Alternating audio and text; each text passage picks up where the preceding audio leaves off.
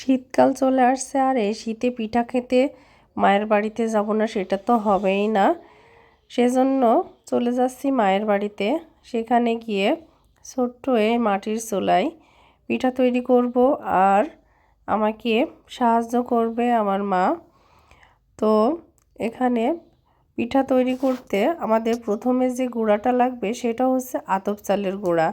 আর এই আতপ চালের গুঁড়াটা ধান থেকে তৈরি করা হয়েছে ঢেঁকিতে। ধানটা ঢেঁকিতে ভেনে তারপর সেই চালটা ধুয়ে ঢেঁকিতে ভালো করে কুটে তারপর যে গুঁড়াটা বের করা হয়েছে সেটাই হচ্ছে নতুন আতপ চালের গুঁড়া। এখানে নিয়ে নিচ্ছি সেই আতপ চালের গুঁড়াটা, হালকা একটু কুসুম গরম পানি সেটা দিয়ে ভালো করে মেখে এভাবে একটা শক্ত ডো তৈরি করে নিয়েছি।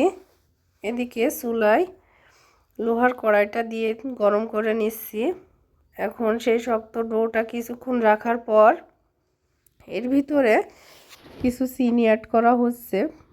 এটা কিন্তু অবশ্যই মিষ্টির পরিমাণটা দেখে তারপর আপনারা দিবেন, কারণ এটা ওইভাবে পরিমাণ মতো দেওয়া হচ্ছে না।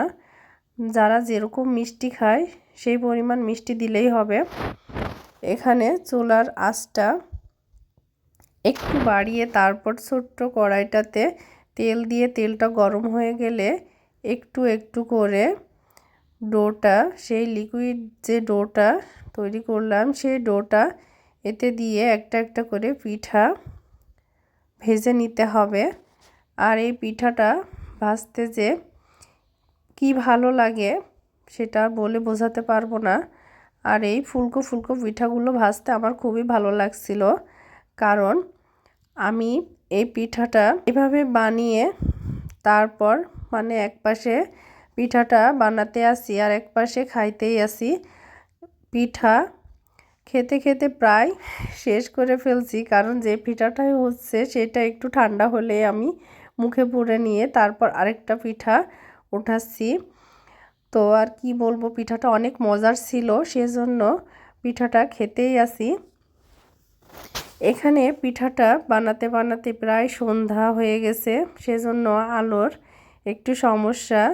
আর এটা যেহেতু বাইরে বানাচ্ছি সেজন্য একটু অন্ধকারই লাগছে। আর পিঠাটা যেহেতু আমি দিচ্ছি এখন, সেজন্য পিঠাগুলো শেপ এরকম আসছে, কারণ আমি এই পিঠাটাতে এত বেশি দক্ষ না, সেজন্য পিঠাটা আঁকাবাঁকা হয়ে আসছে।